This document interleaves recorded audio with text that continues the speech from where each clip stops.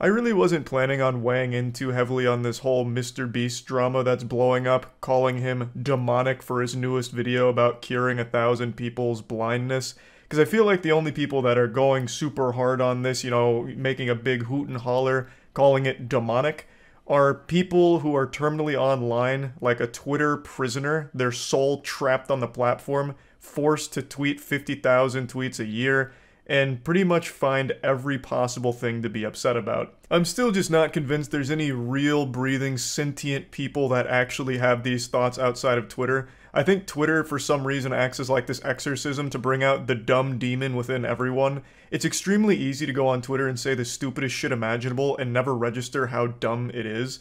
I don't know, that's just the Twitter brain rot in a nutshell. It's very easy to do things on there and feel like you're being productive, like you made a mean tweet or you complained about something, thus you're improving the world. Anyway, I'm already getting lost in the sauce here. I'll break down the situation. MrBeast made a video a couple days ago where he paid for people's life-changing surgery for restoring eyesight, giving them eyesight for the first time. It was a very big video. Performed extremely well, tons of views, but it also spawned tons of controversy, which isn't surprising at all. I'm sure everyone saw that coming. This wasn't a shocking revelation. It was about as surprising as learning that poop smells bad, because everything is controversial to someone, no matter what. And I know this has been said a million times now, but it is the truth. If MrBeast made a video talking about how he found the cure for cancer and is giving it away to, like, for free for everyone, forever, there would still be a large group of people online that would be comparing him to the Antichrist and saying he's only doing it as a selfish means and it's exploitative. Like, we've reached this point where everyone has to be mad about something, no matter how positive it is. It's pretty much a giant fucking parody of civilization at this point when it comes to how Twitter responds to shit.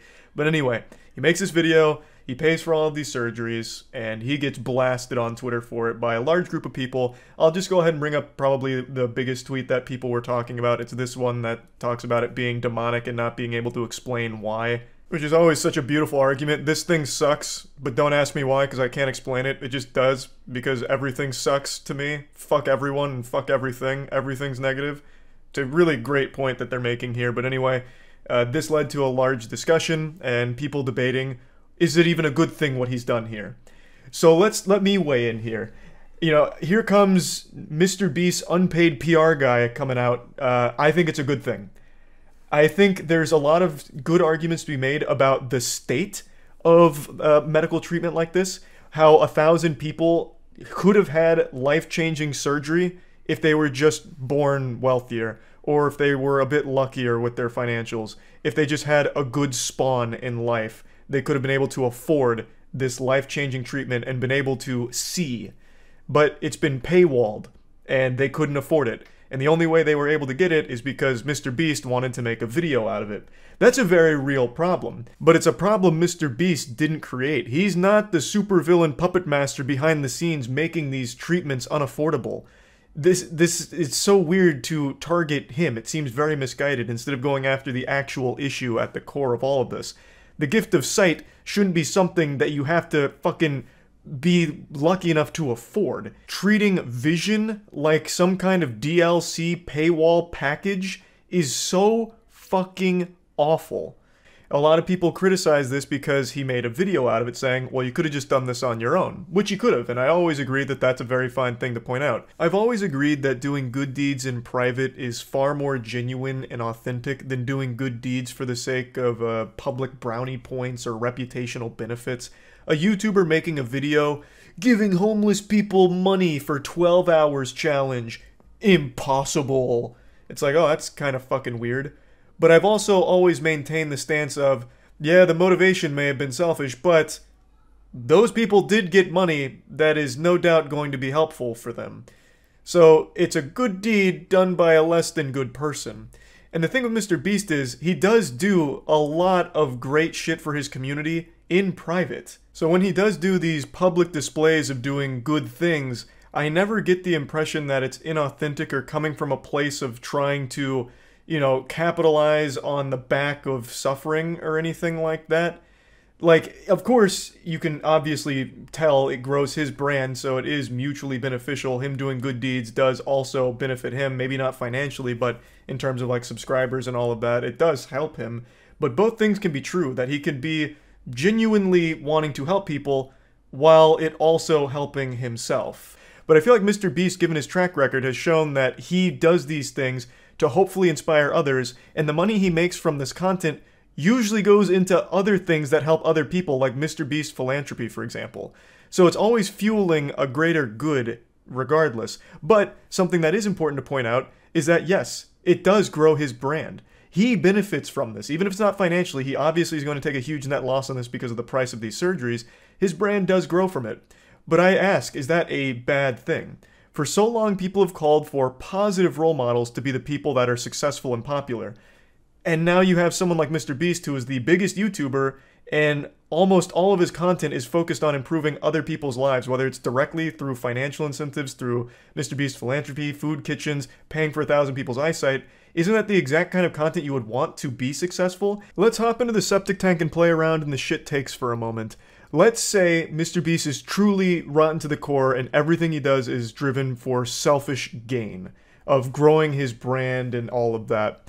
No matter how you spin it, 1,000 people in this video just had their lives improved for the better. And let's say other selfishly driven assholes watch this video and they see the amazing amount of views on it. Well, they might do the same thing. 1,000 more people get their blindness cured by another YouTuber who wants a ton of views. Also, real quick, MrBeast didn't find the cure for blindness. It's not like he was digging in his backyard, found buried treasure, and it was just like this fucking panacea to cure blindness or anything like that. He is paying for surgery that currently exists. Just wanted to quickly clear that up real quick, just in case anyone keeps seeing these headlines and are convinced that Dr. Beast came in here and found some kind of wild blindness cure. But anyway, it doesn't even matter what the motivation behind the videos or the act is, because no matter how you spin it, there's the immutable fact that 1,000 people just had their lives improved for the better. Even if MrBeast is the result of a fusion dance between Darth Vader and Doctor Doom, it wouldn't change the fact that 1,000 real people just experienced a very real improvement in their life as a result of them making that video. Which in my opinion is a good thing, and I feel like most people should feel the same way. There's plenty to be mad about with the core problem here, which is these people should have already had access to this treatment without MrBeast needing to make a video on it. That I completely agree with. But that doesn't make me mad at MrBeast for doing it. That makes me upset at the system that's currently in place enforcing that. That is the issue, not what MrBeast has done. And I'm so fucking tired of hearing this term poverty tourism tossed around when talking about MrBeast. It just shows such a gross misunderstanding of what that even means. To try and slap that label on what MrBeast does is so fucking off the mark. The worms in your brain must be suffering from parasites. Like, there is so much wrong in your noodle to possibly even think for a second this could be considered poverty tourism. You know what is poverty tourism, and something that a lot of YouTubers have done and is exploitative, is the people that go to, like, when Phidias went to the poorest country in the world, and it's just showcasing, oh, look at how poor they are, and treating everyone there like props for his own video. That's poverty tourism, and I will fully agree that there are cases of people trying to emulate MrBeast, like the example I just used, Phidias, and just completely missing the mark and ending up making a video where it's just, hey, look at all these poor people. Wow, they're so poor. Can you believe they're that poor? Maybe we should do something? Like, that's an issue. Yeah, that content sucks. I don't support that. Fucking nobody supports that. When Phidias posted that video, he got dunked on by everyone on the internet. It's not something people like. But what MrBeast does, I think, is very far removed from poverty tourism. Now, there is one very legitimate complaint directly at MrBeast that I will agree with, and it's the thumbnail. The thumbnail is weird. I definitely think this is one of MrBeast's weirdest thumbnails here. It's like alarming, almost. Like, there's like 1,000 words told in this single picture here, and none of them make any sense. So yeah, I think the thumbnail is very odd. But yeah, thumbnail aside, I think what he's done is a good thing, obviously. And I don't really know how you can even justify through mental gymnastics why it's bad and why you hate him for it. It just doesn't really compute with me. What you're actually mad about is an issue he had nothing to do with. Again, I don't think people should have to rely on a YouTuber looking to make a big video in order to get life-changing surgery. That is the issue. It's not so much the YouTuber that pays for that surgery. That I think is just, no matter how you spin it, a good thing for the person. I'm really tired of people speaking on others' behalf, getting offended for other people that they're not involved with and they don't know. I've seen a lot of people attribute feelings to the 1,000 people in these videos, saying, man, they must feel so used and exploited. They must feel so violated that Jimmy used them here for a viral video. Well, I'm going to make a counterpoint. What the fuck are you talking about? Do you know them? Huh? Was that you in the video? Your family member? Your friend? I doubt it. Highly doubt it. How are you going to speak for them? How are you going to be mad for them and try and tell everyone what they were likely experiencing? I would wager a guess they were experiencing a high level of happiness. I bet they were thrilled to have eyesight, would be my guess. So yeah, anyway, that's really my take on the whole situation. I think this drama is one of the sadder ones I've seen in quite some time, because I feel like this is just something most people should be celebrating. Like, hey, the biggest YouTuber is doing good things, as opposed to degenerate shit, like most people online. I think that's something to be happy about. There's 1,000 people whose lives have just been improved. I think that's a good thing. Like, I think that's a big thumbs up. There are issues you can talk about as a result of this, and there is a really good discussion to be had about, like, the actual core thing regarding the surgery and the cost of these kind of procedures. I think that's a good conversation to have, but I don't know why it comes back to MrBeast being a bad guy for paying for the surgery. So yeah, I just wanted to talk about that. That's about it. See ya. Yesterday, Ava Kris Tyson of the MrBeast crew had a ton of evidence surface about horrible behavior with how they communicated with minors, as well as a past of really disgusting shit. A lot of people are calling the Season 7 writers of 2024 internet drama lazy because they're reusing a similar plotline. A lot of people drew comparisons to Dr. Disrespect recently being outed for talking inappropriately to a minor. There are tons of screenshots to showcase exactly what was being said to someone who was between 13 and 14 years old at the time, and it's fucking gross. It's completely unacceptable. Some of them were just public tweets right under everyone's nose. So, Ava Tyson was an adult at this point, Lava was a child. And saying things like, I posted some fire nudes for you, please no share, and then other shit like, but not $5 pathetic JK kissy face, they seem to communicate a lot, even sending Snapchats. So here's one that says, coming for America, and then goes on to talk about being in a group chat and everything. And I've seen a lot of people try and cope and deflect, saying like, oh, it's just edgy jokes, people are blowing this out of proportion. What a bunch of fucking nonsense. That's a load of hooey. That's dirty barnacles. That's ridiculous. Under no circumstances should an adult be communicating with a child in any inappropriate manner whatsoever. Edgy jokes between an adult and a child are still fucking gross. That's not like the slam dunk defense that some people seem to think it is. Under no circumstances should an adult be in a group chat with a bunch of children sending coming for America pictures. Like, that's still bad. That's still horrible. That's still really fucking weird. From what I can tell, most of the screenshots and a lot of the compiled evidence comes from this YouTuber, Prism42. This seems to be where most of it started, and since this video dropped, there's been a lot more screenshots that have come out with all kinds of really bad things that were being said to or about minors. I've only shown a couple here, but there's quite a bit more, and they're all just as bad, if not worse. Like, for some reason, Ava Tyson had a habit of calling a 13 or 14-year-old daddy. Like, you can't just write that off as being like quirky, inappropriate, edgy jokes that people are blowing out of proportion. That's unacceptable. It's indefensible. Now, the 13, 14-year-old in question for a lot of these messages is someone that has come forward to give their own accounts of the situation, and according to them, they don't believe that they were groomed or anything bad was done on the part of Ava Tyson or anything like that.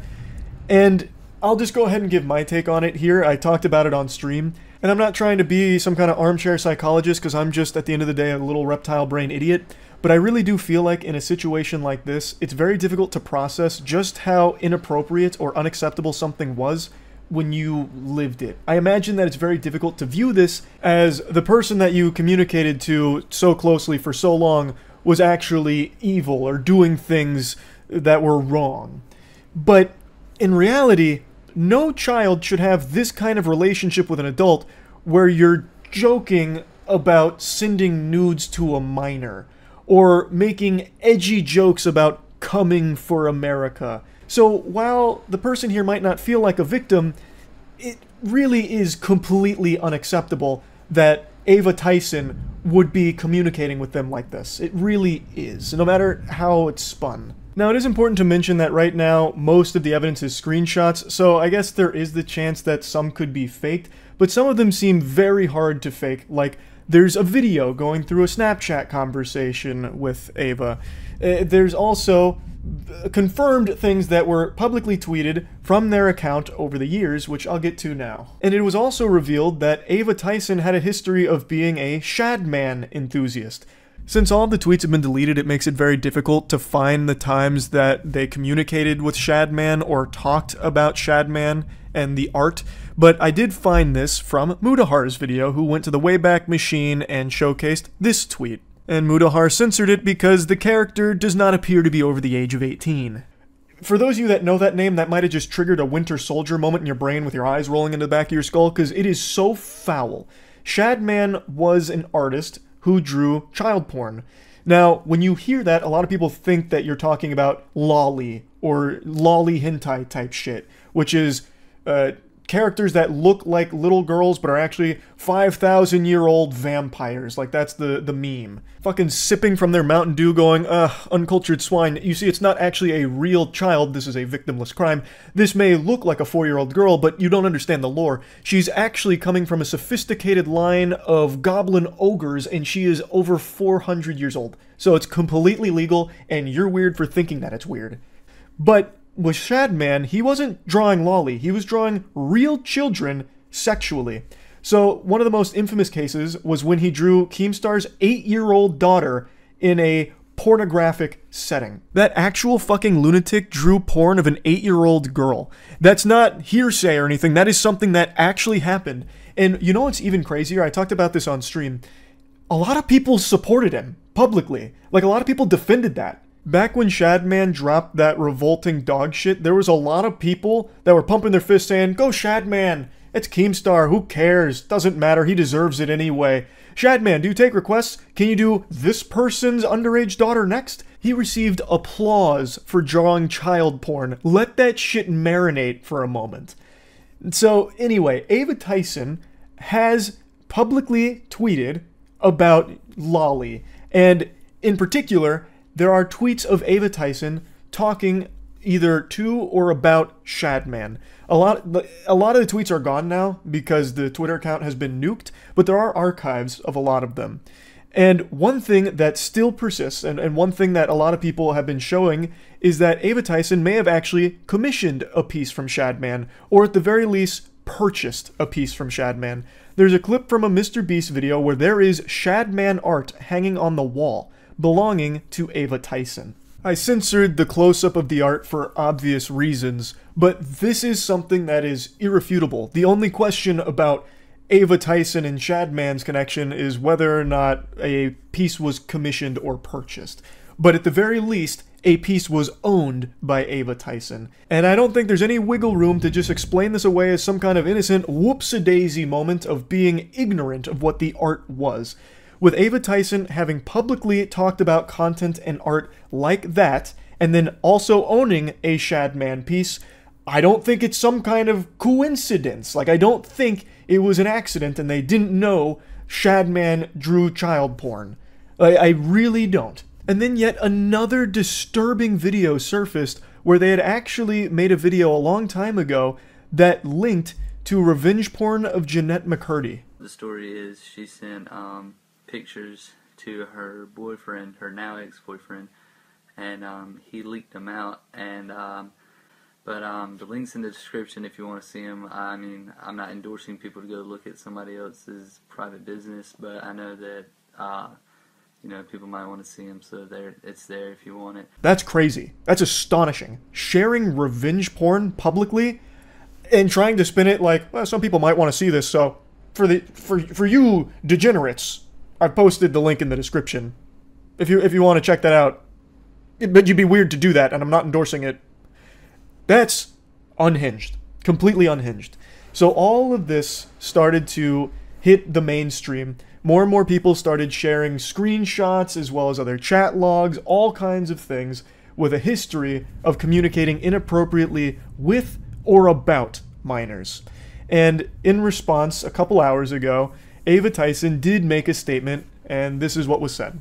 I would like to apologize for any of my past behavior or comments if it hurt or offended anyone. It was not my intent. Seeing recent events, we've mutually decided it's best I permanently step away from all things MrBeast and social media to focus on my family and mental health. That is kind of a textbook non-apology. It doesn't address anything. It doesn't talk about anything. It's just like this blanket boilerplate statement about stepping away. There's no denial of anything, no claims that some of the information is false, made up, fabricated, a lie, a fib, a bunch of malarkey, nothing at all. You would really think that if any of the information was wrong or faked, that would be one of the first things that Ava Tyson would want to set the record straight on.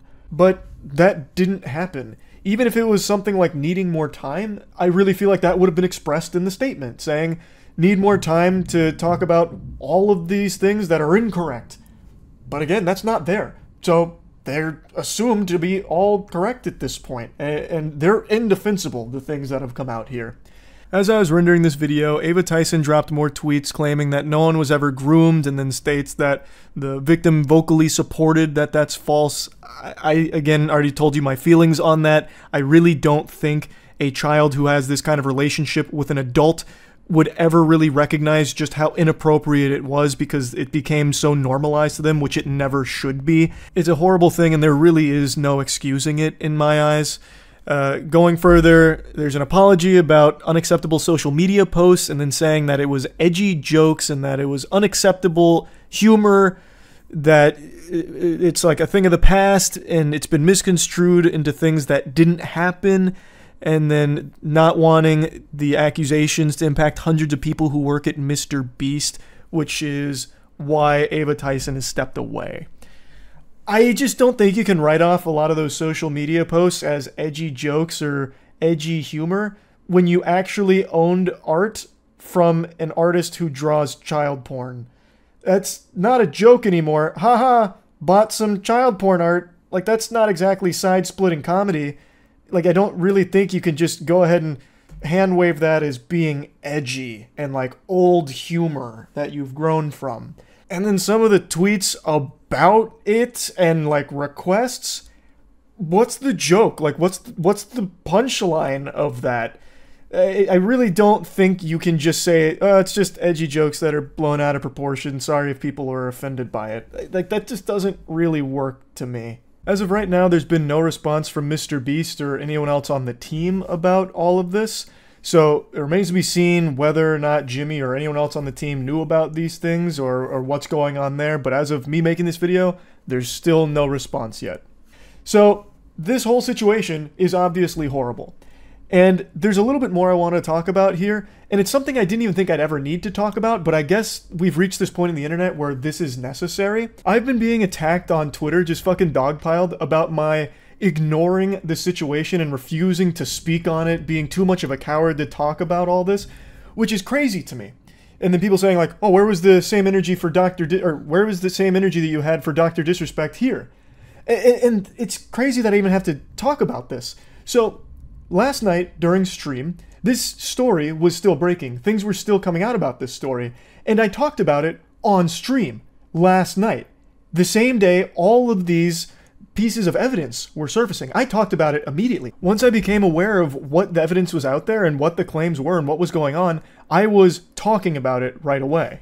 And I even posted a video that is highly edited and short, nice and concise, about the whole bare bones of the situation and my thoughts on it for the second channel, so that way even if you have the biggest brain rot and can't focus on a video for long, you can still finish that whole video and see just how bad this whole Ava Tyson situation is. So I talked about it immediately, but Twitter didn't see that video, and the ones that did wrote it off as, oh, he's only going to put this on his second channel because he's afraid to put it on his main channel. He didn't do that for Dr. Disrespect. He was like that with Dr. Disrespect. You are provably wrong. All you had to do was activate a few fucking neurons in your noodle. Check my Dr. Disrespect video. I posted it at, I think it was 9 p.m. on June 22nd. June 22nd is when my Dr. Disrespect video went up. The allegation against Dr. Disrespect was on June 21st. So what happened is, that allegation came out. I talked about it on stream. Dr. Disrespect made a statement as well the same day that I talked about on stream. Then the following day, almost a full 24 hours later, I made the video talking about it. And in this situation, it is the exact same timeline. I was talking about it as everything was unfolding. I even had a video go up on the second channel going over everything that was coming out, and now I'm making the full video about it 24 hours later. It's the exact same speed and same energy as the Dr. Disrespect situation. And the main person who started this lightning rod of accusations about me ducking it and refusing to address it is fucking Sneeko of all people. Yo, look out, Moist Critical is not going to go talk about the Kris situation because he wants to have the MrBeast collab. Bro, you're going to talk about every other trending situation, Dr. Disrespect, Sneeko, anything that goes viral goes on your main channel. Kris, the associate of the biggest YouTube channel in the world, you do a 4-minute clip on your second channel. Stop coping and be a journalist if you're going to be a journalist, or just say that you want to have the collab. Stop lying. Jesus Christ, the fucking drool there is gonna drive me insane.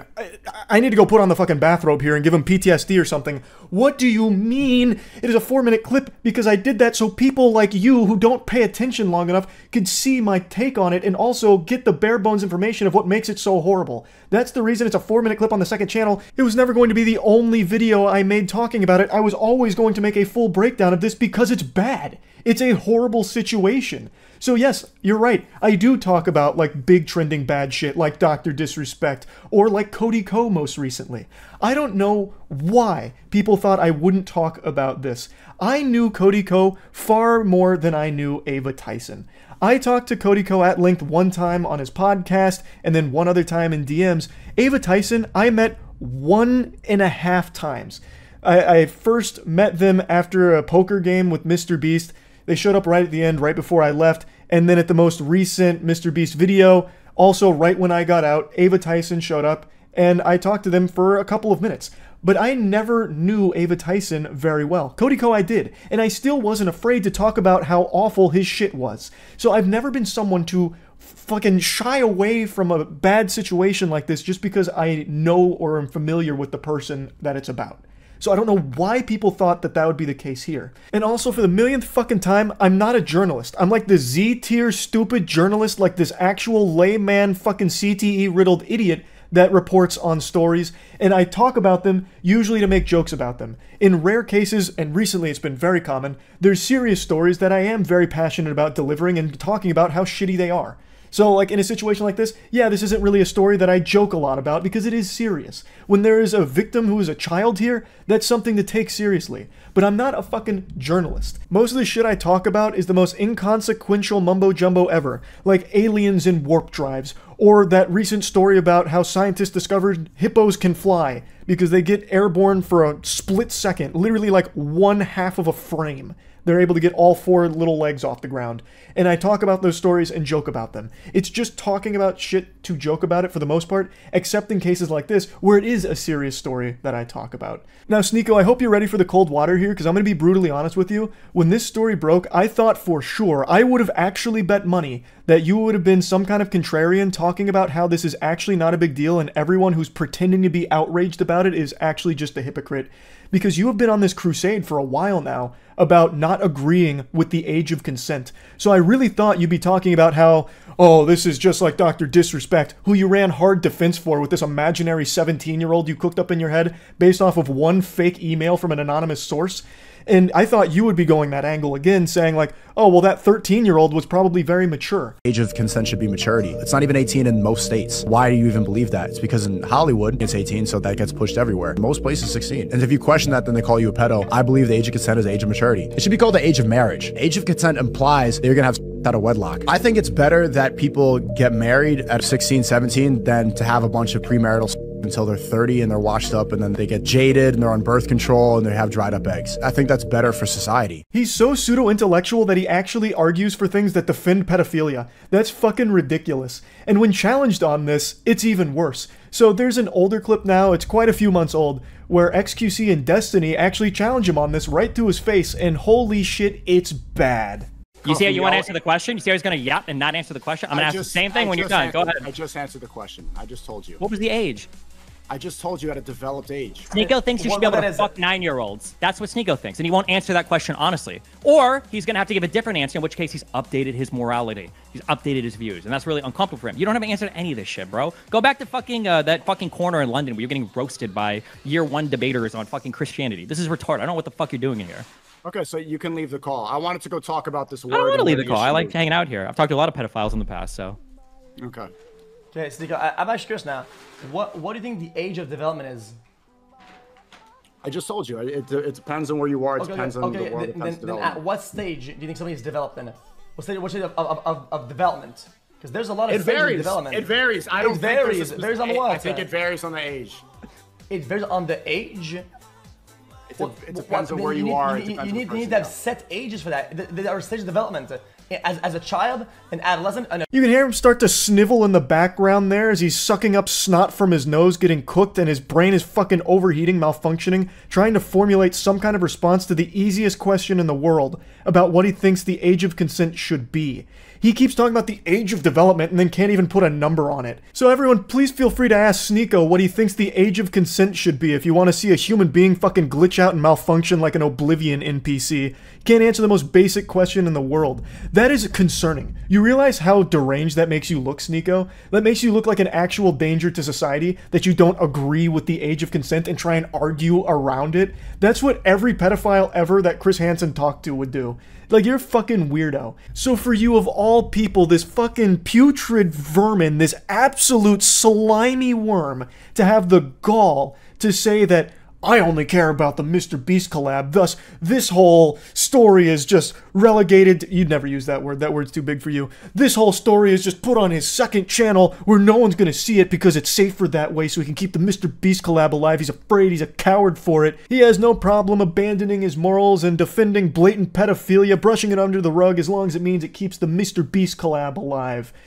For you to make insinuations like that, and even claims like that, is fucking unhinged, considering you make actual pedophile defense arguments constantly, and you have publicly put on the clown makeup and worn white knight armor complete with the shield to defend Dr. Disrespect when he himself publicly admitted to messaging a minor inappropriately. It's fucking insanity. It makes me want to spit that I even have to talk about this, but it became such a huge, fiery issue on Twitter about me specifically that I felt the need to have to include this in this video, which should have been entirely focused on everything Ava Tyson has done and why it is so shitty. But now I've had to dedicate a sizable chunk to talking about these claims against me, about how I'm not going to talk about it and was not going to talk about it until pressure from Twitter forced me to, even though I had talked about it as it was developing and even mentioned on stream I was going to make a video on it. So to bring it all back to what should actually be the focus, the Ava Tyson situation and how horrible it is,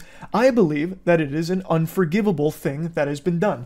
Talking to minors inappropriately is horrible. And having this kind of continued relationship with a minor where you're sharing edgy and inappropriate jokes back and forth and being in group chats and voice chats with children and saying gross things around them is so weird that it is not okay under any situation. It's disgusting behavior. And publicly supporting an artist who draws child porn and even owning art from that artist and talking about art like that and the revenge porn, all of it is very fucking bad. It's horrible. I'm not pulling any punches here on my feelings around it. So yes, I wanted to talk about this, and that's really about it. See ya. What did EDP do this time? Brother, what do you think? Like, come on. Be real. Here, we'll start there. We'll start with the EDP stuff.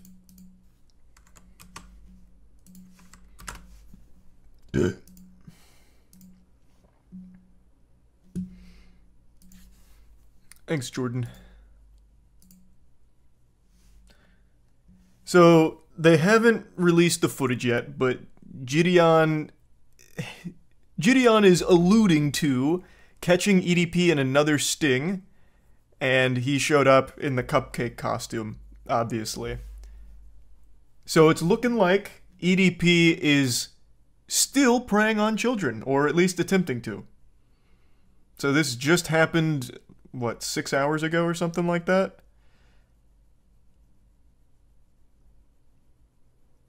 I can't wait for this video. Maybe this will finally be enough evidence, assuming that it really is him going here under the assumption that he's meeting a minor. Hopefully that'll finally be enough evidence for the authorities to take it seriously.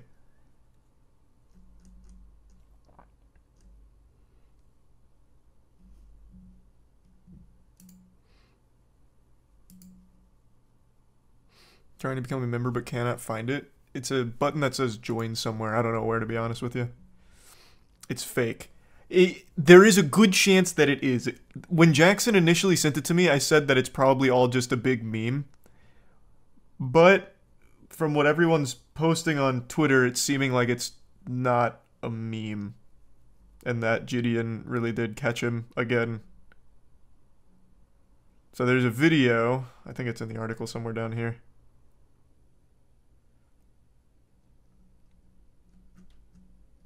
Is it this? It's not a fucking joke, man. I'm just seldom at a loss for words. You know, 2 years ago you were caught. Kiss my ass in 4K trying to meet a 13-year-old. Really, I'm not talking to you. He's talking to really, you. My nigga, this is bullshit, man. That y'all pulling right now. Yeah, so that would be a weird meme. That seems pretty real. There's not a lot of people that would willingly do that. Especially given his history. Welcome aboard, Rozu. Appreciate it, Jordan. And yeah, I saw. And no, I don't know what that is, strategist. Welcome aboard, sister. Yeah, the full video hasn't dropped or anything. He's got that snippet.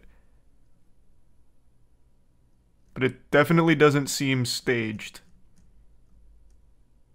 You'd have to be a real fucking idiot to agree to once again be portrayed as a pedophile. I'm using portrayed super lightly because the guy is a pedophile. Like, the evidence is overwhelming.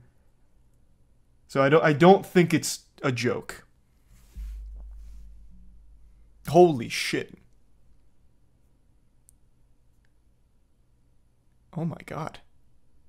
Well, that was super sweet. Appreciate that, XRC. Thanks for the long time of watching. God damn. What a fucking fat drop. Thank you for that. And I hope you're doing well.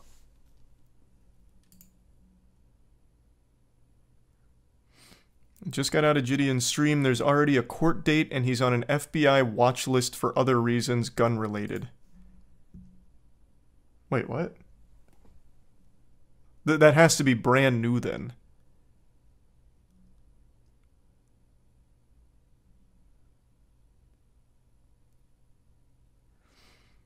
He did say it on a live stream.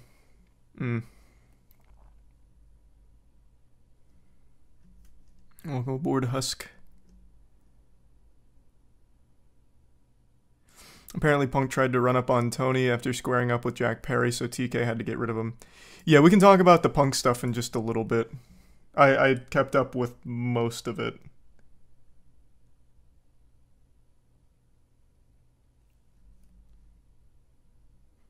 Yeah, I saw. Jesus.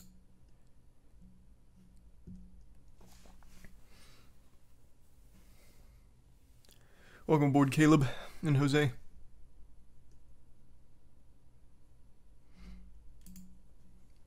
No, not too much, Jason. Just started. Do you think EDP could ever be rehabilitated? This is like his fucking 4th time. No, man. He's a predator. He can't be saved. Like, people forget, the cupcake incident wasn't his first time doing that either. It was just his first time getting caught with enough evidence that everyone saw it.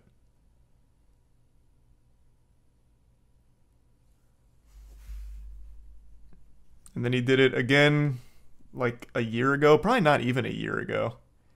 And now this. Welcome aboard, Chad. And Chick. I like sports. Basketball is my favorite one.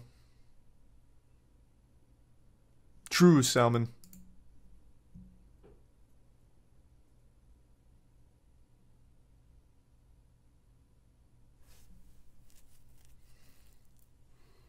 That was wholesome. Thanks, Juice. Yeah, we're going to talk about Vince Vintage and all of that as well. Like I said, there is a lot that's gone on over the last 24 hours. We'll get to all of it.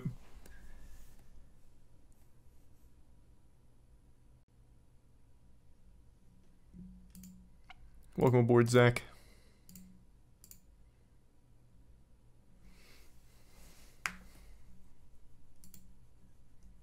Appreciate it, Zeph.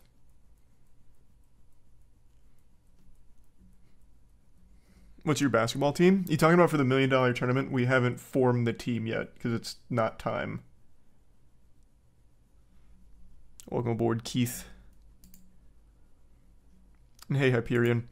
The video's not out yet. We don't know exactly everything that went on here, but from the clip that's posted and what he's wearing and EDP's reaction, it seems pretty not good for EDP.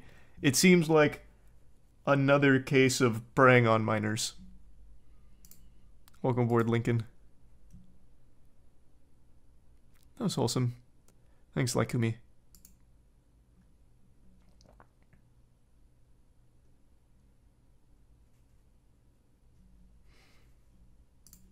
He said the video is going to come out sometime this month.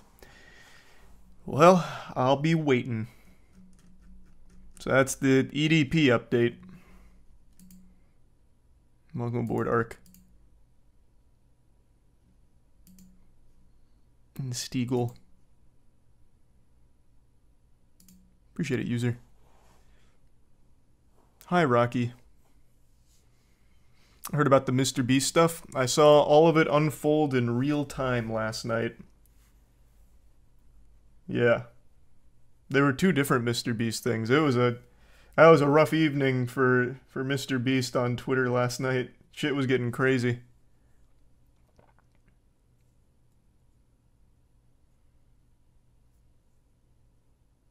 How is this man not in jail? Because the investigations were conducted by YouTubers, not working in collaboration with law enforcement, so they don't take him seriously and they get off on technicality. Or, sorry, they don't...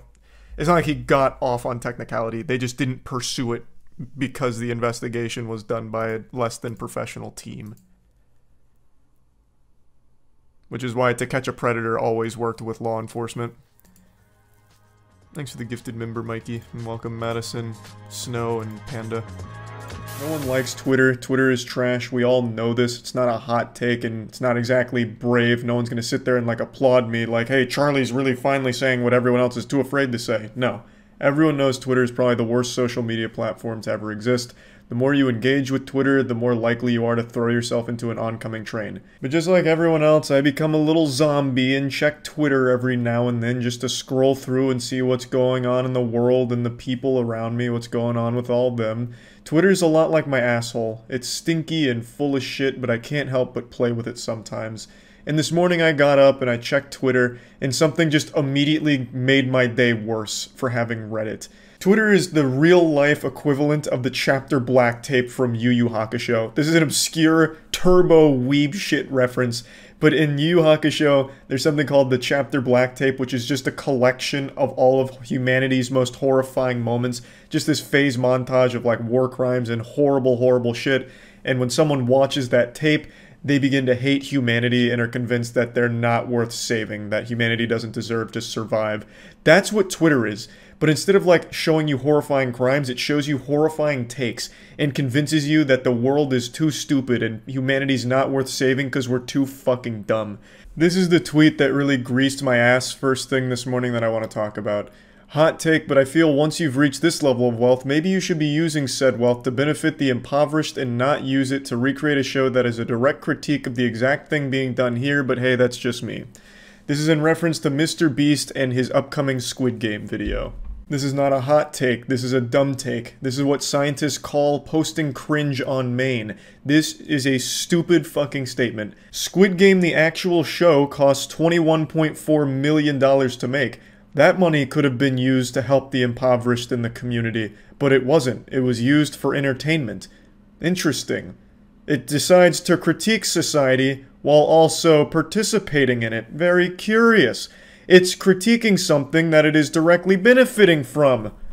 Interesting. Why didn't they point that out in this tweet? The $21 million for Squid Game, the show, is a lot more than the $2 million MrBeast is spending. Why didn't they mention that? It's weird that they focused on MrBeast, who is well known for helping a lot of people through his videos and the money those videos make. What's interesting is, the Squid Game money and all that's generated for Netflix will never go to helping people, but MrBeast making this Squid Game video and the money that will make will directly go to food banks that MrBeast owns and helps people with. So they chose someone who is literally going to be helping people with the money the Squid Game makes, instead of the Squid Game itself, which was 10 times what MrBeast spent and will never help anyone in the community. And I'm not saying the Squid Game team has that obligation and they have to use the money in that way. I'm not here to control how they spend their money, but Twitter certainly is. This user seems to think it's MrBeast's responsibility to use his wealth in the Squid Game cost to help the community around him, but why isn't that responsibility also shared by the much more expensive actual Squid Game? It's also just a dumb nothing burger of a statement that can be used for literally anything ever. It boils down to MrBeast spent a lot of money on this video, which could have been used as a donation. You can say that for movies. Why do we even have movies when the money spent making those movies could have been used for a donation instead? Why do we have music when the millions spent producing those albums could have been used as a donation instead? The user that posted this might be married. Why did you spend $10,000 on a wedding ring when that could have been used as a donation instead? You don't need a $10,000 rock to prove you love someone. Why not just donate that money? It's just something that is silly and can be said for everything. Targeted at one of the only wealthy people in general who are constantly helping the community and people around him. I made a video recently talking about MrBeast. I'm not his fucking PR manager, but he's one of the only genuine wealthy people that are constantly doing everything they can to help other people. You only have to scroll 3 tweets on his Twitter to see this massive food drive he just did to help the impoverished and people around him.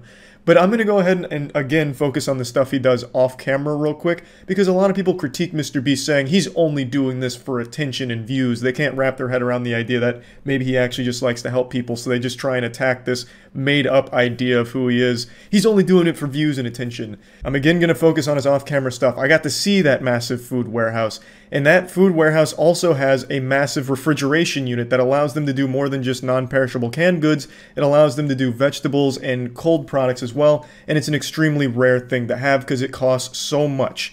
But MrBeast went the extra mile with his food bank because he wanted it to be able to serve his community in the best possible way.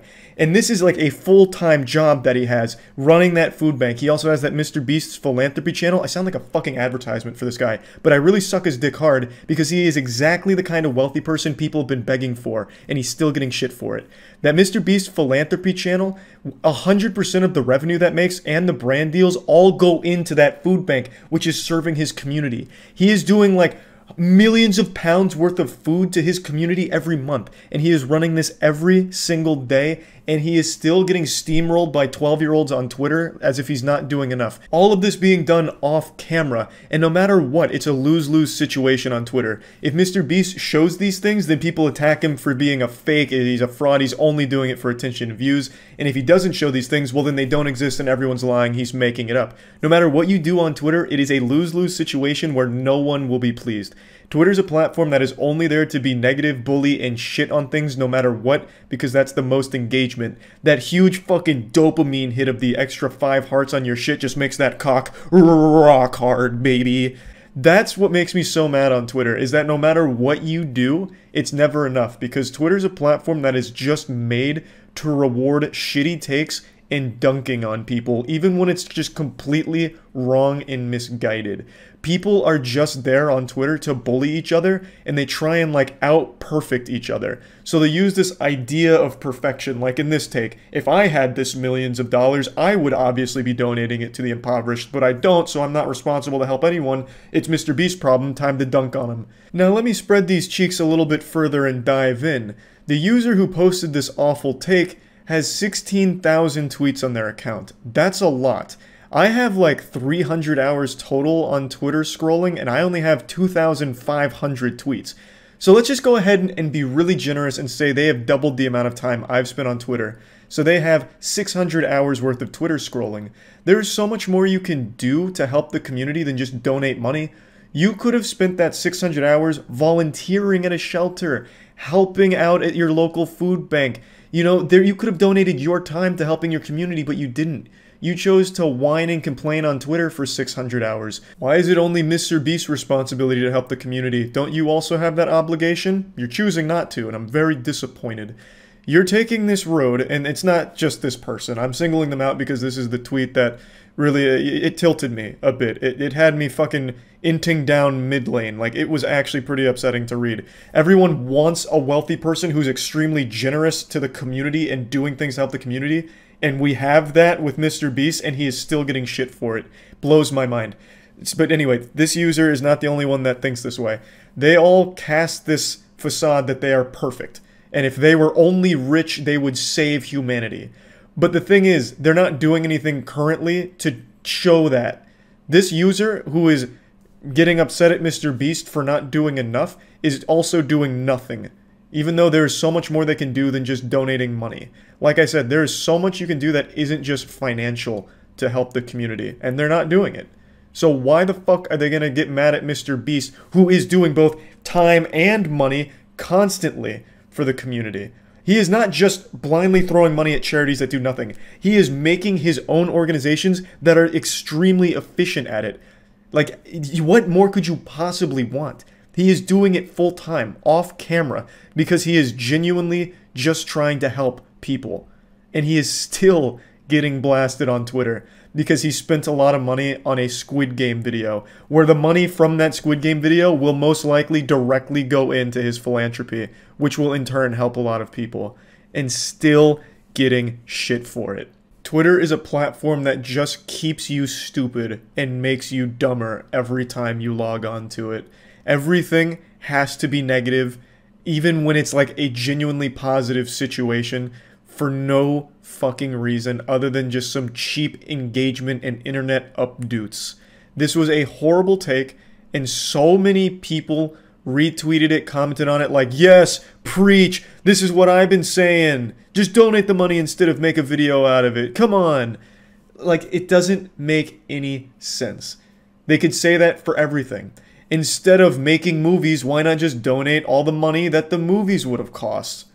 There's a pretty big brain idea. Why not just do that? Why don't musical artists just donate all of the money their concerts make to charitable organizations instead of spending money on terrible art to put in their home? That's a genuinely good question. The art that they buy is terrible. You might as well just get rid of that money instead of spend it on fucking Damien Hirst pieces. Point is, it's a stupid take. Like, this was a dumb tweet that a lot of people agree with, and I see this kind of thing all the time. And it's especially silly when it targets someone who is actually doing all of the things Twitter wishes people would do. MrBeast does everything that Twitter wants other rich people to do, and it's still not good enough for them. So yeah, I just wanted to talk about this because Twitter is and always will be and always has been an absolute dog shit platform. That's about it. So yeah. I don't want to give anyone a heart attack here with shocking information, jump scares, so this is your fair warning. Cold water is coming your way. I am not a survivalist. There. I said it. It's out in the open. Let that stew marinate in it a little bit. I could not survive in the wild no matter what. If I was born 400 years ago, I wouldn't have lived to see my 10th birthday. I would have probably died in the jungle from being mauled by an animal, or starving to death. And the most embarrassing part of starving to death for me would have been I probably would have collapsed, keeled over, died right in front of a ton of edible berries that were completely safe for consumption, but I'm too much of a hypochondriac to have even tried. But even knowing all of my shortcomings here, and also knowing I'm short, I'm not a pussy. So when MrBeast issued a challenge to me to survive in his wilderness for 24 hours, with a smile on my face, I said, you bet your sweet bippy I'm gonna be able to do that. That should be pretty easy. That's child's play. 24 hours, I won't even die of starvation, and I brought a bunch of water. So, bare minimum, I'll at least be alive. Maybe not in the best condition, but I would have survived, I would think. What's up, guys? I'm Moist Critical, and you're watching a 24-hour camping challenge. Yep, we're gonna be sitting here for 24 hours. He's gonna be sitting here with his friends. So MrBeast posted a video a month ago where he had two strangers live in the forest on his property, and every day that they survived, they got $10,000. They ended up making it over 70 days and made a ton of money from it. And when watching the video, I thought it looked pretty manageable.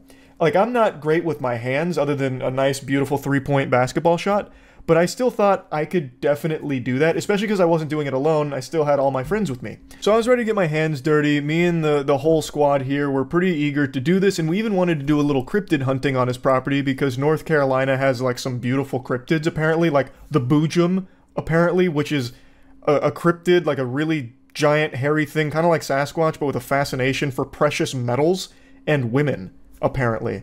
So I was like, that's awesome. We can catch the Boojum while camping out on his property, drinking brewskis, because it's going to be easy. See you at the 24-hour mark. Need anything? Nope.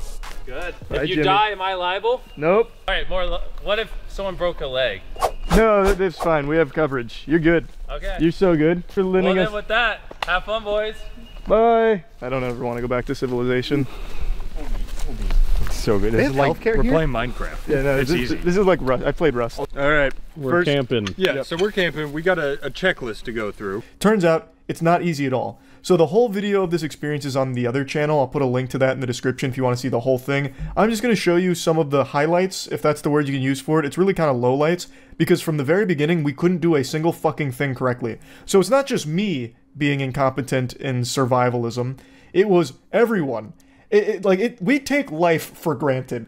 If we didn't have houses, I feel like at least 60% of the population would die off within a month, because surviving in the wilderness is not easy, especially on MrBeast's property. When I watched that video, I also expected that the forest that they were in, the wilderness, was like heavily catered to be safe, you know, like no bears, nothing dangerous or anything. I thought it was like really bougie and, you know, it wasn't that difficult. Well, it turns out it's just fucking God's country out there. It is actually just untouched jungle. So we were surrounded by coyotes, an unbelievable amount of other wildlife and insect, all kinds of dangerous shit all over the place. It was so fucking hard. How's he doing? That's some big wood. That is some big wood. That's some big wood, and he's making smaller wood exactly like we need. Charlie, do you think you're the best camper? Yep. All right. Don't let my appearance deceive you. I know I may look like a vampire lumberjack, especially in that beautiful attire, but I didn't know what the fuck I was doing. I know how to chop wood. In fact, fun fact, I actually practice wood chopping motions by using a sledgehammer on a tire just for cardio. I actually really like hitting a tire with a sledgehammer because I think it's great cardio. But unfortunately, we didn't have the classic meaty axe. Instead, we just had this little one-handed hatchet here that's just like a little fucking toy. When Roanoke settlers disappeared, following their trajectory, they would have landed right here in these woods. Huh. They could still be out here. So look out for little eyes peeping back at you when you're looking in the woods. This is what it's all about. This is what it's all about. In big city living, sometimes you forget where we came from. It's good to go back. And sometimes, you know, it gets so bright out there you can't see the stars. Yep. You can see them today, though. Yep, look at them up there. Yeah, chemtrails. You get them all? Mm-hmm. Show them one more time. Good thing we're about to get the fire going. We want a stick. You're doing pretty good for a man who's never made a bow drill. I think you've got it. The fact that we can't even do it with a flint and steel makes me think we're never going to do it with wood. Yeah, no, for sure, never. Yeah, but I watched a tutorial on how to do it with wood, so we'll get it. We need way fluffier tinder than this. Well, who's on shrubbery duty? I think you are now. What the fuck? It wants to light. It told me. It said, please. It's starting to smoke. You have spark with no fire? Well, that's what men do. Sunlight soon. Oh, that was so good. Whoa. You got it, Danny. Magic hands. You got it. You got it. Magic hands. Hot hands, Danny. And you can do anything. 2 hours later. I think you get in the next 10. I think so too. I've been thinking that for a long time. 7. You got this, brother. 6. Oh, there's smoke. 3, 2, there it is. This is the one. Oh. We went through the whole tech tree on how to make a fire there. So we initially started with just hands and stick. Chase gave that one a whirl. That wasn't getting us very far. We then had Matt working on a bow drill, which that never even came close. Caleb then started working on a bow drill. That got a little smoke for a second. We then went to flint and steel. Still couldn't get the flint and steel to work, which is probably the most shameful thing imaginable. But the problem was all of the sticks, all of the things we were using to try and catch fire were kind of damp, because it must have rained a little before we got there or something, because everything was still kind of damp, so it wasn't lighting. So we started trying to put like paper on it and other things that were flammable. Like, as I was fucking firebending with the flint and steel, nothing would ignite. Danny sat there for like actually 30 minutes straight, just constantly shooting flames at it like a goddamn Charmander. Still nothing was catching fire. So eventually what I did is I just ripped the sleeve off of my flannel, threw it on there, and had Danny light that, which finally worked. Yeah, now the shirt. That counts. Wait, don't blow it. Yeah, let it. Don't blow anymore. Okay. Wait, you're smothering it. No, I'm getting the pininess above it. Danny! Good work, Danny. There he is. The man who brought fire to us, Prometheus. You cannot see me. Can't see you. Can't see you. We need a lot of fire because it'll burn out really quick. Literally everyone that did something. Hey, and don't forget Charlie's shirt. Oh yeah. Oh, it is hot. Guy. Of course I've got a Success, Charles. Now we can start making chairs. Yep, alright. Where's my axe? It's so funny in Minecraft it takes like way less time. Yeah. Yep. Yeah, where's our smelting? I've been mining this whole time. Yo, let me go find what that noise is. I'll make an XP farm for us. Remember that time that Danny worked himself to the bone to give us this beautiful fire? Yeah, now we just need furniture. We do need furniture. Like Those are so bright. Getting hit by like 5 stadium lights. People watching my Chef Boyardee. Mine's off. That was cool. I pinched myself in it. Charlie, how are the chairs coming? Right, well, I can't see anymore. What I didn't factor into the equation is just how dark it gets when there's not street lights. Like, that goes without saying, obviously, but you never really experience pitch black darkness in, like, city living. Like, you really don't. There's always at least something giving some kind of light somewhere. Out there, you can't see your hand in front of your face if you're not right in front of the fire or have a light source. So it became almost impossible for me to even try and make little seats, which I don't know why I thought I had the ability to do that. There were some big logs there. What I was going to do is just chop through them to make kind of like a flat surface out of them to set down. But when it became that dark, that no longer became a possibility unless I did it like on top of the fire and like burnt myself, just singed my skin for it. So it wasn't worth the effort anymore. What we ended up doing is just rolling over some big logs and using that to sit on, or using like coolers that we had brought. What are we actually doing out here, Charlie? We're hunting the boojum. Sometimes the boojum. Now, initially, I imagined this going much smoother. I didn't think the fire would take over 2.5 hours to start. I also didn't factor in how hungry everyone was, so it ended up just eating a bunch of hot dogs around the fire for like another hour or so. But the idea was to kind of take a page out of the Mountain Monsters playbook, or not Mountain Monsters, what the fuck is the name of that show? Mountain Men, Mountain Monster Men, the group of people that go out and hunt cryptids in the forest, and they use all kinds of whatchamahoozits to try and catch them. So we brought a bunch of like cryptid hunting gear, as well as even like paranormal ghost hunting gear, like EMF readers and fucking spirit boxes, if the boojum wanted to communicate through the radio, I suppose. But what ended up happening is we took so long with everything else, we didn't get a lot of quality time cryptid hunting. I don't want to spoil how the video ends, so you can go see the full thing on the other channel. Again, there's a link to it in the description if you want to see what this cliffhanger is here that I'm leaving you on. But I swear to God, it doesn't do it justice just how perilous the situation was at the time.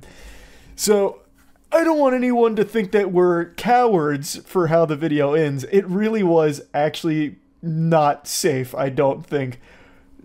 Anyway, we didn't catch the boojum. We never even came close. Our cryptid hunt only lasted maybe like 10 or so minutes before things just got out of hand. So, anyway, I just want to talk about this a little bit and just give strong appreciation for the two guys in that MrBeast video that made it 70 days out there. Granted, they didn't stay in the location we stayed at for the whole time. They did move, and I think that was probably for the best, because where we were at fucking sucked. Like, we constantly were hearing coyotes. There was just nothing to even, like, grab that you don't have to, like, hike through a swamp for. It was miserable. We ended up using their hand-me-downs for a lot of like the materials, like a lot of the wood we were using was some of the wood that they were using back in the video. So we ended up just like reusing some of their shit. We even grabbed their fishing lines to try and fish. So like we found this thing of wood they made with fishing hooks on it. We used that to try and catch things as well, to no avail. Like, it cannot be understated just how impressive what they did is. Especially now after we tried to experience it as well. It's fucking brutal. Anyway, though, just want to talk about this a little bit. MrBeast almost got us killed. Also, when I ripped that sleeve off of my shirt, my left arm ended up getting eaten, just absolutely fucking feasted upon by every bug in North Carolina. I hated that. That was awful. That's about it. So yeah.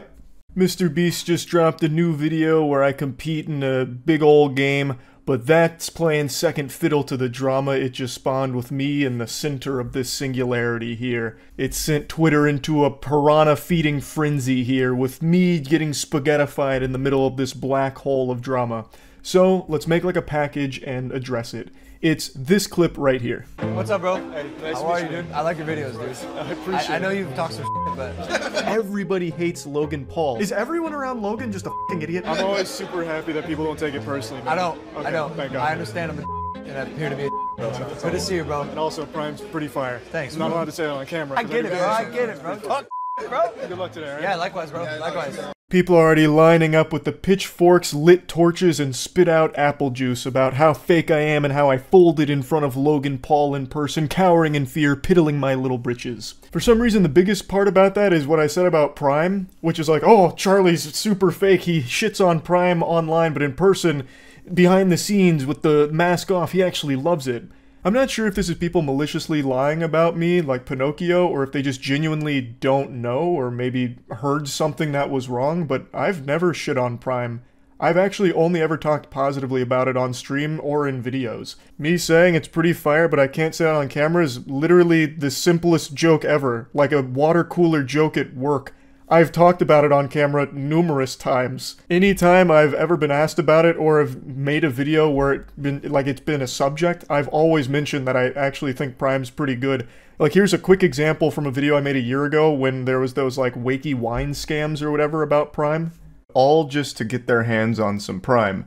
I've had it before because in the States it's not rare, it's not hard to come by. I could walk outside right now and find like an unopened pallet of Prime. It's really just in the UK that this hysteria is sweeping the entire nation. It's going absolutely crazy there. So I've tried it. I think it's good. I have no complaints. But I certainly wouldn't be beating some ass and being that desperate to get my hands on a bottle. And I still wouldn't. You wouldn't catch me running around like a fucking Frankenstein's monster trying to hunt down a pallet of Prime. But it's good. And I've always said that on streams and in videos, so I don't know where this narrative is that I've shit on it publicly, but behind the scenes I'm actually like an addict injecting it into my veins or lying to Logan Paul about it. I've always consistently said I actually like Prime. I think it's pretty fire. So I don't know why that's something that's sticking. Like, I prefer Gamer Sups, obviously, but that doesn't mean every other drink that's a competitor is bad. It's not. But now let's get to that second part where Logan Paul's spiritual pressure sent me to the floor like it was right out of the Bleach anime and I was just trembling in fear to confront him directly. So, this was filmed a month or so ago, a little over a month ago now. Since then, he is now apparently suing CoffeeZilla. Either Logan or someone on his team is suing CoffeeZilla, which is a massive fucking L. That is brain dead activity for sure. But when this was filmed, that wasn't happening. What was happening was he was publicly trying to make amends with the victims of his CryptoZoo scam that he butt-fucked them all with, and as far as I know, he has been paying some people back, and at the time was still in the process of paying people back through whatever like program he set up for it. But there was none of this lawsuit going on, and one of the first things that he said was that he actually deserved all of the shit that he got for it, for all of the mistakes that he made. Ludwig was also there, someone else who was shit on Logan Paul, and Logan was saying something to a similar effect there as well, from what I recall. So at the time, he was in the process of trying to fix all the dog shit that he put innocent people through. And when I talked about this on stream and in the videos about CryptoZoo and what was going on with it with the updates, I had always said, as long as the victims are made whole again and they get their money back, that's a happy ending. But Logan is still a scumbag for ever doing it in the first place, which is something that he also said he deserved everything he got from doing that. So, I have always said as well that I never harbor hatred for someone who will actually change. There's nothing to gain with just holding a grudge forever. That's childish. If someone is actually willing to learn and grow from things, I'm more than willing to break bread with them.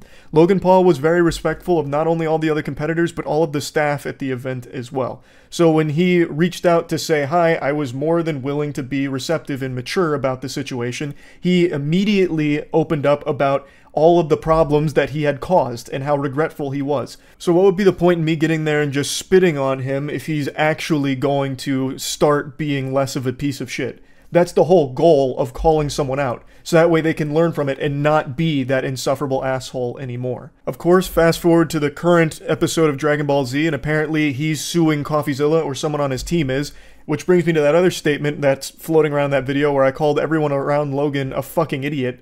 And that is super true, because I don't know who the fuck Logan Paul surrounds himself with, but it must be actual lobotomites, because I don't know who would sign off on Logan suing CoffeeZilla. But at the time, that wasn't happening. All that was happening was him seemingly actively trying to fix all of the things that he fucked in the face. Now, as for the not taking things personally statement, I've been very consistent with that from the very beginning. When I make a video about something, it's usually just for the sake of making jokes or being goofy about it, so I never really want whatever I'm talking about to be taken in a personal level or as anything like that.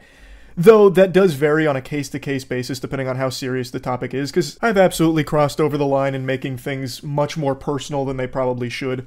But usually I try and just keep it more surface stuff about why something is bad or whatever happened, whatever they did is fucking stupid or whatever. A great example is The Manny Show. I recently made 2 videos about The Manny Show's fraudulent copyright strikes, and The Manny Show just made a response video a couple days ago where they took full responsibility. They explained that they hired a monetization manager who kind of went rogue and started striking channels against The Manny Show's will. Once they learned about it, they immediately fired that person, and they just took it all on the chin, took full responsibility, and made no excuses whatsoever, and even addressed all the videos that were made about The Manny Show, saying that it was all warranted and that they understand that it came from a place of just trying to look out for the ecosystem. The Manny Show doesn't believe in censorship, and it was just a really good response overall. And The Manny Show didn't take it personally, even though what I was saying was very mean, for sure. Like, it definitely wasn't nice. I didn't exactly have the soccer boppers on. I was going fucking bare knuckle with some of the things I said about The Manny Show. They still didn't take it to a, like, personal offense or anything. Another great example is FaZe Rug. FaZe Rug was in this competition as well. FaZe Rug, I've also made a couple videos on making fun of. Absolutely. And FaZe Rug actually reached out like a year ago to talk about, like, you know, hey, I hope you don't hate me, Charlie. Like, I've watched your videos on me as well, and I want you to know, like, they actually made me laugh. And in person, FaZe Rug kept that same energy. He was a super nice guy who was talking about, like, yeah, that shit was kind of cringe, and the things you were saying made me giggle about it. And that's how I always want it to be when I make a video covering something where even the protagonist who I'm making jokes about can watch it and not be mad, but instead be entertained about it. And hopefully not walk away from it thinking that I have this burning hatred for them that will never go away.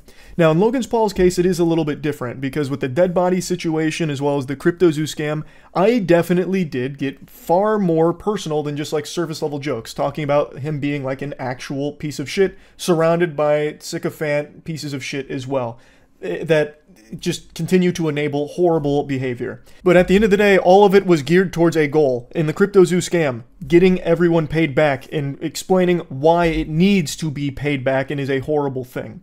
So Logan Paul taking that and letting it not be personal but instead constructive is the best case scenario there. Not just for me, but Ludwig and everyone else that's called Logan Paul out, which was like half of the fucking competition, by the way. So it's just, I don't see why this ended up being a huge drama thing, because all of it's consistent with all of the shit that I've said on stream for like the last 6 months with Logan Paul. Since CoffeeZilla's last update on Logan Paul and CryptoZoo with the refunds, like where's the refund and where's all the money, following that and talking about it, I have maintained that as long as people are paid back, that's what matters. And as far as I knew, there were measures being taken place that were getting people their money back. That's a good thing, and hopefully Logan Paul can learn from this and this kind of shit won't happen again. All of this should really be nothing new. Here's another quick example about me always being willing to talk to or at least engage with people that I have called out on a personal level. The Sneeko beef. The medium rare beef that I had with Sneeko that lasted for a while culminated with me actually getting in a call with Sneeko and talking, person to person, about all of this shit. Just hashing it out. Well, not face to face because, I mean, obviously it's through the internet. It's the fucking cyberspace. It's not face to face, but it's the same thing.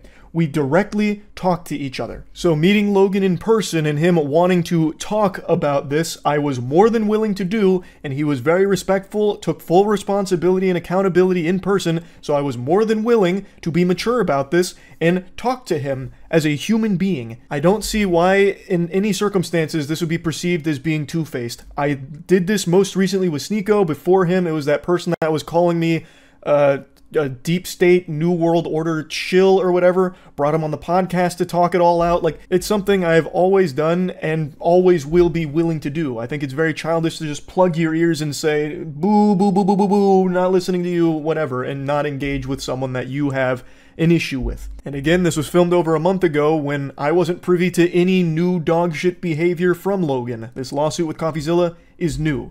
So I couldn't call him out on it or anything like that. So I don't know what else to tell you other than this isn't anything new. I've always been more than willing to talk to and be mature with people that I have called out and had grievances with in the past, as long as they are willing to engage with me and be mature about it as well. And Logan was. So yeah, overall, great MrBeast video. I lost and also got thrown into a ton of drama, so that was pretty fire. That's about it. See ya.